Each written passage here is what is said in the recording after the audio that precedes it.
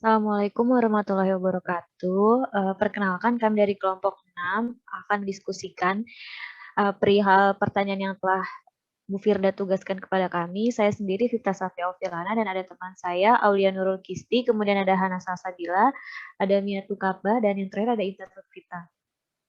Langsung saja ke pertanyaan yang pertama, yaitu apa sajakah syarat untuk tercapainya stabilitas sistem politik menurut Ratot dan jelaskan contoh di Indonesia. Nah, jadi ada 5 syarat untuk tercapainya stabilitas sistem politik. Yang pertama ada identify. Nah, identify ini dalam hal ini identitas nasional itu harus di atas segalanya. Jadi nggak boleh mencampurkan urusan politik dengan identitas kesukuan, regional atau lokal agar sistem politik ini dapat stabil.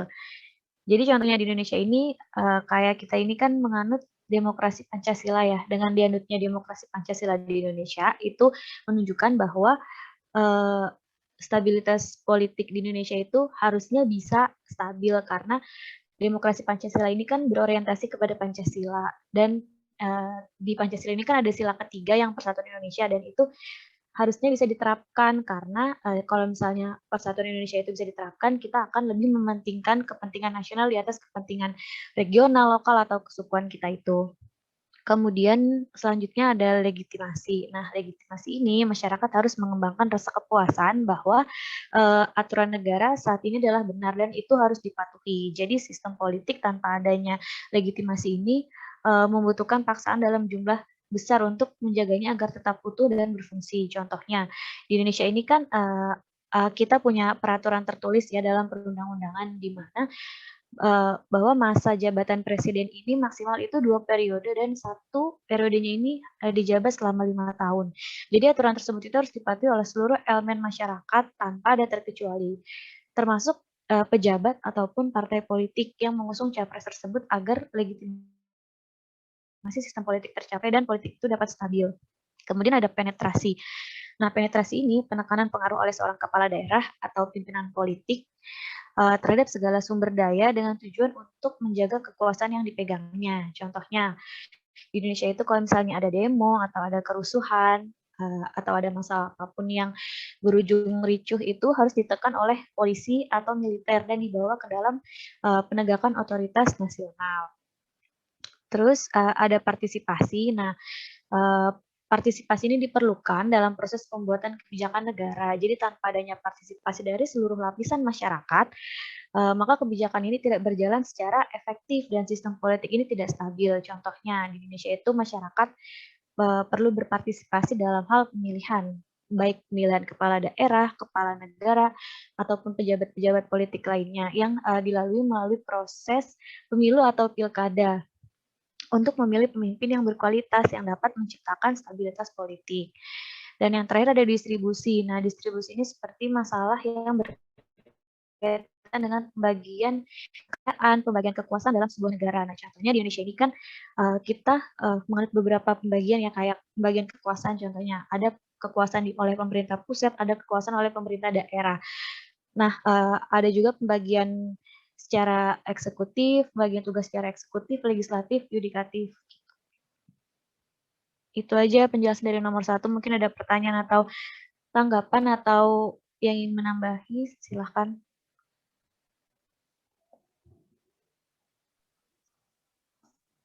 Baik, terima kasih atas penjelasan Viftah. Di sini saya mungkin akan bertanya, apa yang akan terjadi apabila stabilitas sistem politik tidak tercapai dalam suatu negara dan yang mengakibatkan stabilitas sistem politik tersebut tidak tercapai atau gagal itu apa?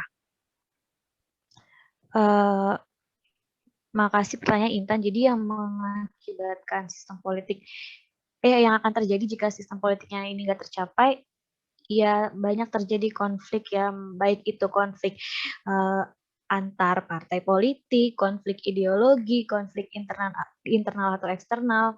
Pokoknya banyak terjadinya konflik dalam uh, sistem politik di Indonesia. Gitu sih kalau misalnya yang akan terjadi salah satunya itu banyak terjadinya konflik dalam hal internal, ideologi atau apapun yang lain sebagainya. Terus tadi pertanyaannya, apa yang mengakibatkan sistem politik tersebut tidak tercapai atau gagal? Nah, yang mengakibatkan itu jika 5 syarat ini tuh tidak dijalankan atau dipenuhi gitu. Jadi sebenarnya 5 syarat ini tuh semua berkesinambungan, ada korelasinya. Misalnya identify ini nggak dilaksanakan, maka legitimasinya juga akan buruk dan ke bawah-bawahnya juga akan buruk. Itu sih mungkin dari aku. Ada yang ingin nambahin atau ada tanggapan?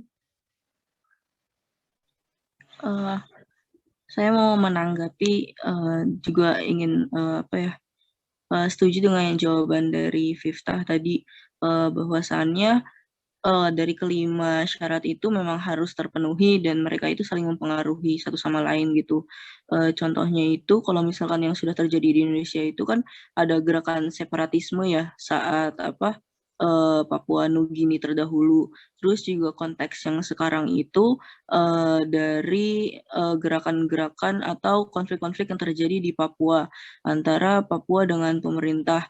Meskipun memang nggak terekspos dengan besar-besaran gitu ya, tapi terlihat dari berita-berita adanya diskriminasi gitu yang dirasakan atau ketidakadilan yang dirasakan oleh masyarakat Papua dari pemerintah gitu. Misalnya masyarakat ini dia merasa tidak kehidupannya itu terganggu atau terusik dari pemerintah yang mengizinkan adanya Freeport gitu, yang mana mengganggu ekosistem mereka yang sekarang itu secara masih di alam gitu, masih di alam. Terus hal itu juga berhubungan dengan adanya legitimasi. Legitimasi itu kan merupakan sebuah dukungan gitu atau kepercayaan masyarakat kepada pemerintah.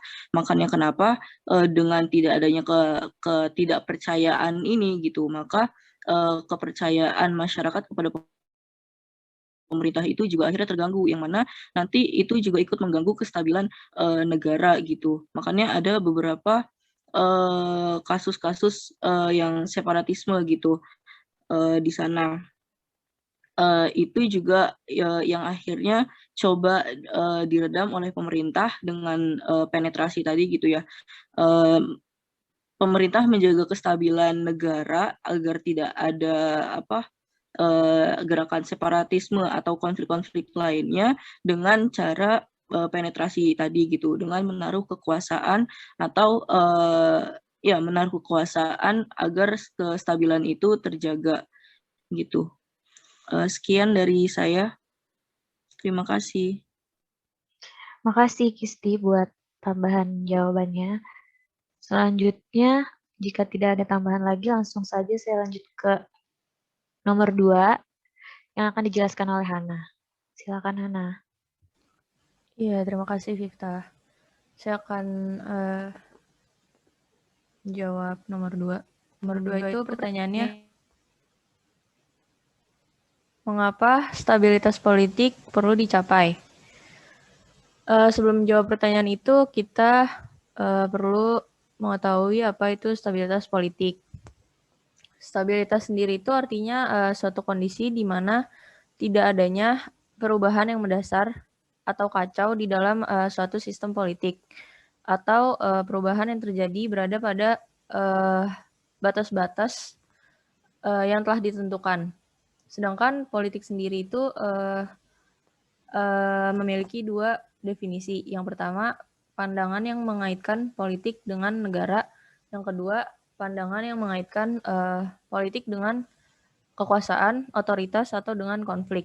Jadi, stabilitas politik itu adalah pola sikap dan tingkah laku segenap komponen sistem politik yang membangun kelestarian susunan struktur dan hubungan kekuasaan sehingga menjamin efektivitas pemerintahan. Nah, stabilitas politik itu ditentukan oleh tiga variabel yang saling berkaitan. Yang pertama ada perkembangan ekonomi yang memadai. Perkembangan ekonomi yang memadai itu meliputi adanya tingkat pertumbuhan yang cukup dalam masyarakat. Yang kedua ada perkembangan pelembagaan politik, yaitu tidak adanya konflik antara kekuatan-kekuatan politik. Yang ketiga ada partisipasi politik, yaitu konsep partisipasi menurut pola pemerintahan yang lebih bersifat mobilize. Jadi kenapa stabilitas politik itu perlu dicapai? Karena stabilitas politik perlu dicapai untuk menjaga keamanan, pembangunan, dan perekonomian suatu negara agar tetap berjalan sesuai dengan rencana yang telah disusun oleh pemerintah tanpa adanya perubahan yang melewati batas yang telah ditentukan. Sekian jawaban dari nomor 2. Apakah ada yang ingin ditanyakan atau ditambahkan?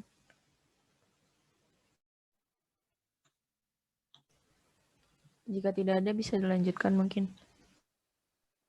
Lanjut ya. Langsung aja ke nomor 3 yang akan dijelaskan oleh Intan. Silakan Intan. Baik, terima kasih Siftah. Baik, nomor 3 itu apa akibat positif dari proses politik yang mendapatkan legitimasi atau pengakuan dari masyarakat atau pihak-pihak yang berkepentingan.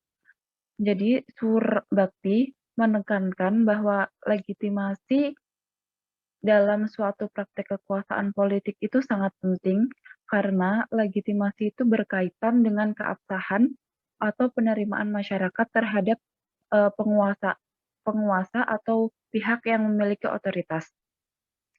Jadi seandainya suatu kekuasaan tidak terlegitimasi, maka akan muncul pembangkangan politik yang membuat keadaan kepemimpinan tidak kondusif dalam bekerja.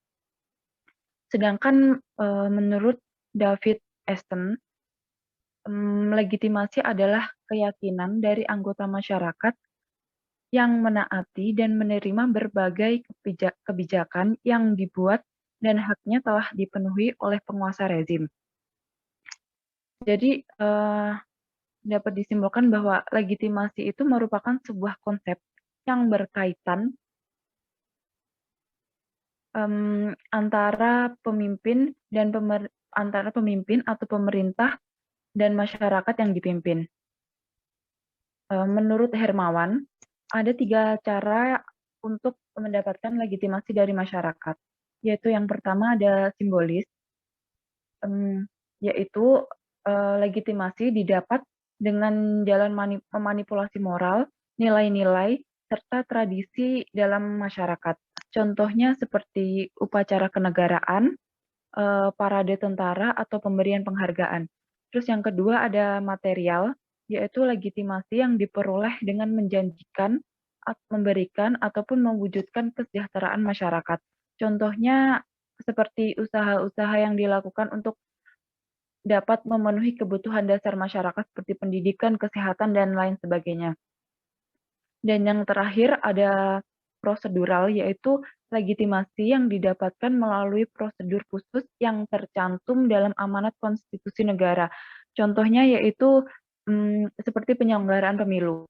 Nah, dampak positif dari proses politik yang mendapat legitimasi itu yang pertama ada terciptanya stabilitas politik dan perubahan sosial karena penerimaan dan pengakuan dari masyarakat tersebut akan menciptakan kestabilan pemerintahan dalam membuat keputusan dan kebijakan serta mampu dengan baik dan cepat tanggap dalam mengatasi permasalahan dibandingkan dengan pemerintah yang tidak memiliki legitimasi.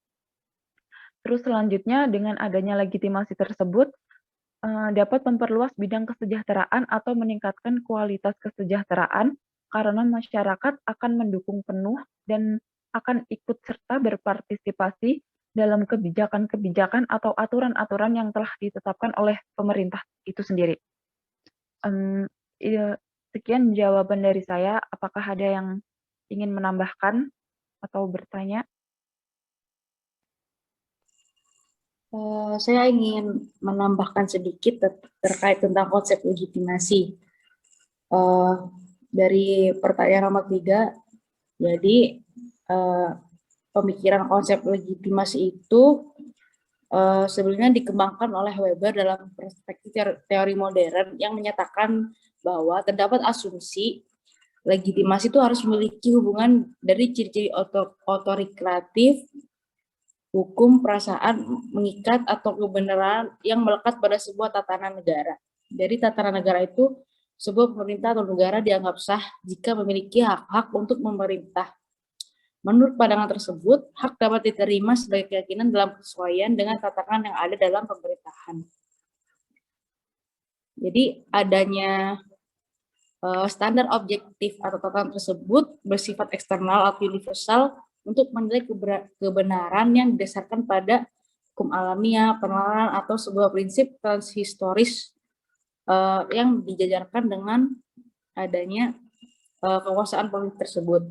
Nah, dari situlah Weber sebagai ahli sosiologi yang mengembangkan konsep legitimasi membentangkan 4 alasan untuk memperoleh legitimasi bagi setiap tatanan sosial. Yang pertama yaitu tradisi, yang kedua pengaruh, ketiga rasionalitas nilai, dan keempat legalitas.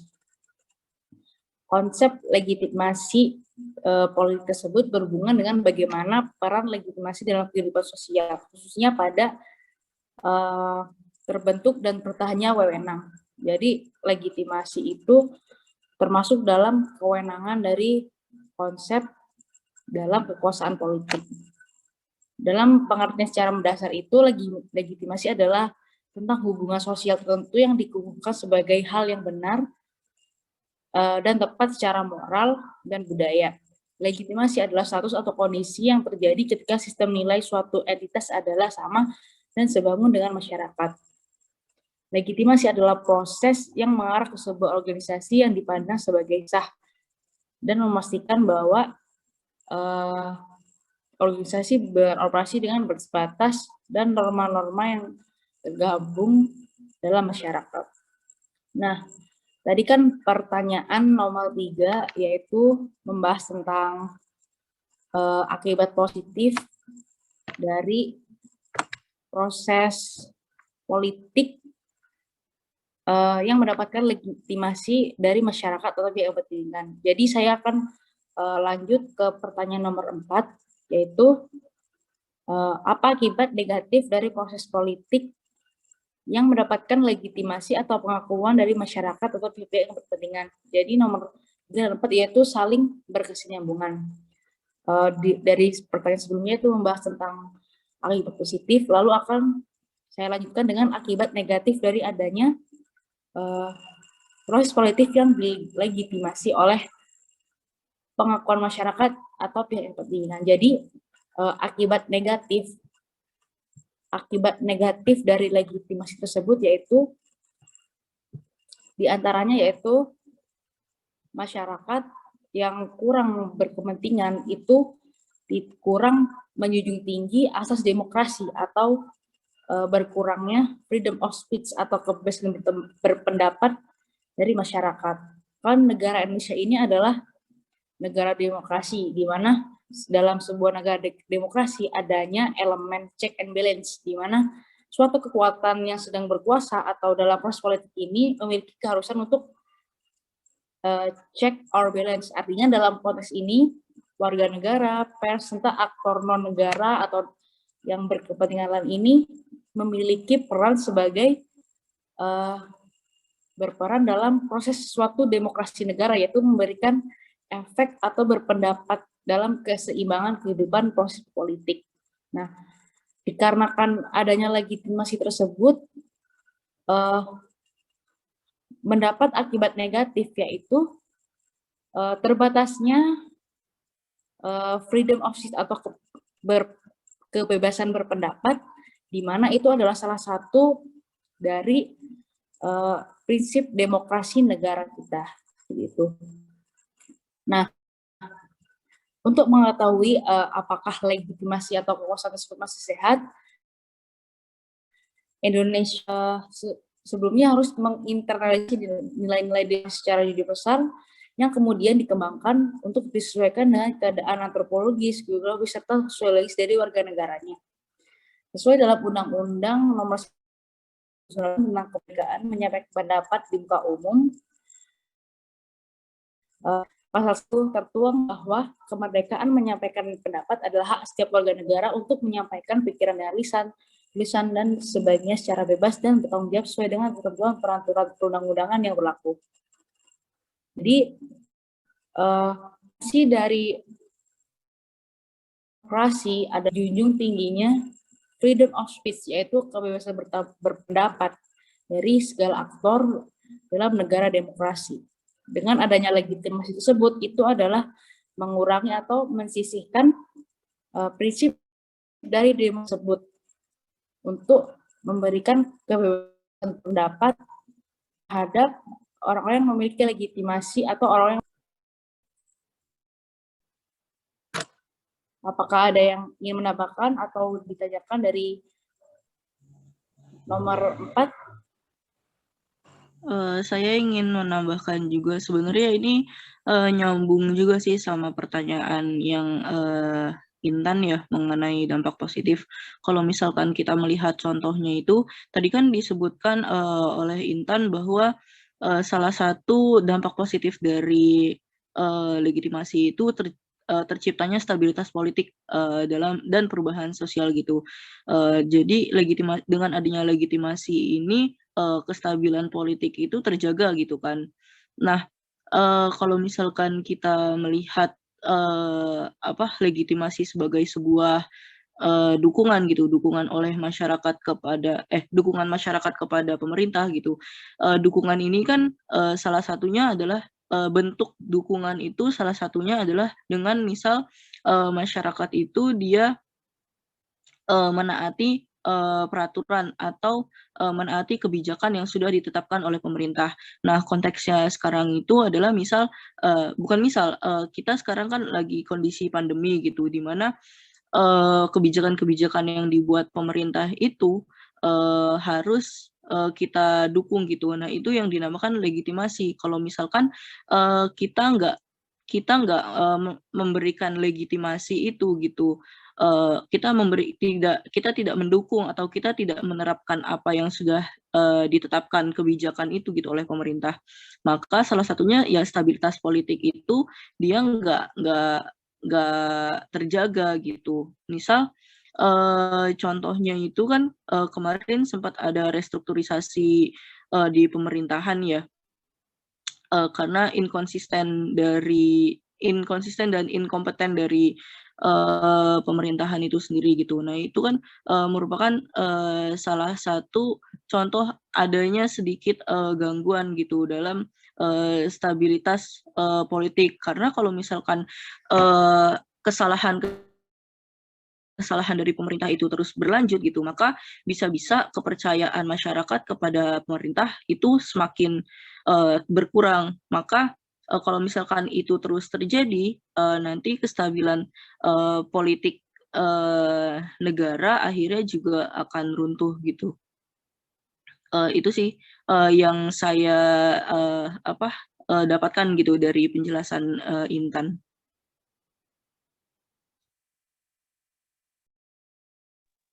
Baik, Terima terima kasih. kasih Kisti atas tambahan yang udah diberikan. Selanjutnya akan diberikan kepada moderator. Langsung aja kita lanjut ke pertanyaan dan jawaban yang kelima ya. Karena tadi pertanyaan keempat ada kesinambungan dan korelasi, jadi dilanjutkan sama Mia. Langsung aja sekarang ke nomor 5 dijelaskan oleh Kisti. Silakan Kisti. Pertanyaan yang kelima itu kan bagaimana sih sistem politik yang dijelaskan oleh David Easton dan bagaimana mendapatkan legitimasi gitu dan tidak mendapatkan legitimasi. Jadi perlu kita ketahui terlebih dahulu apa itu sistem politik.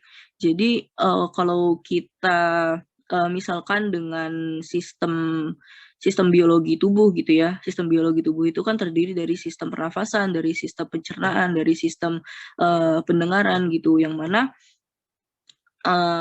untuk agar seluruh tubuh ini berfungsi dengan sempurna, sistem-sistem itu akhirnya saling berhubungan satu sama lain, nggak mungkin enggak gitu. Misal dari sistem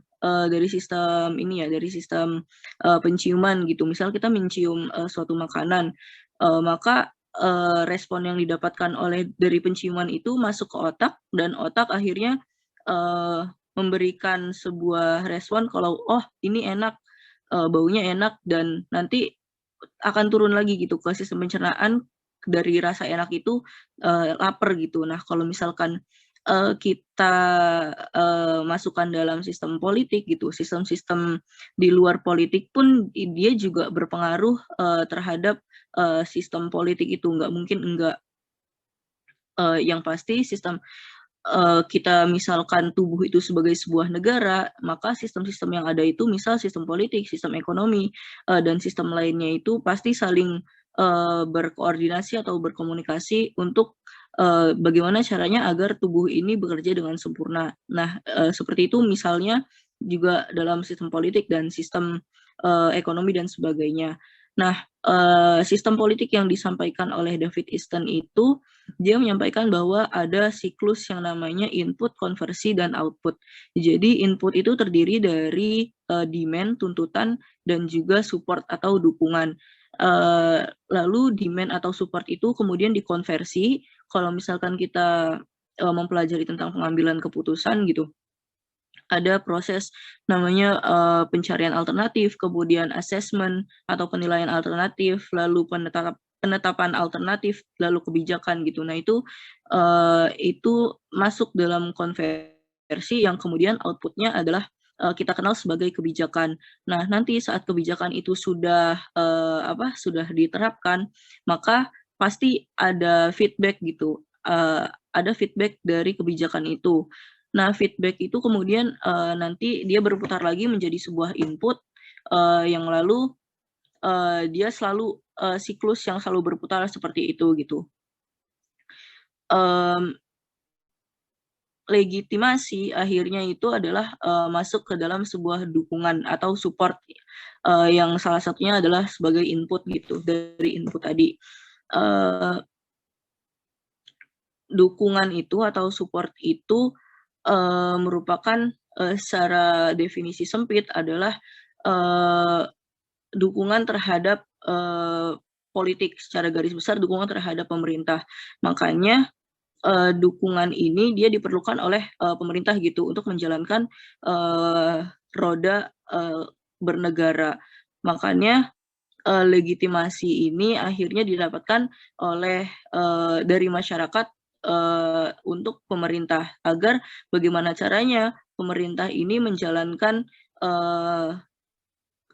pemerintahannya gitu, yaitu caranya dengan diberikan kuasa atau diberikan kepercayaan dari masyarakat berupa legitimasi. Seperti itu. Tadi juga kan sudah dijelaskan bagaimana sih cara mendapatkan legitimasi. Yang pertama kan tadi ada simbolis, ada prosedural, dan yang lainnya. Sekian dari saya, mungkin teman-teman ada yang mau menambahkan atau menanggapi. Baik, kalau tidak ada yang menanggapi, memberikan pertanyaan dan menambahkan, langsung dicukupkan saja diskusinya. Sekian dari kelompok kami, kelompok 6. Kurang lebihnya mohon maaf. Wassalamualaikum warahmatullahi wabarakatuh.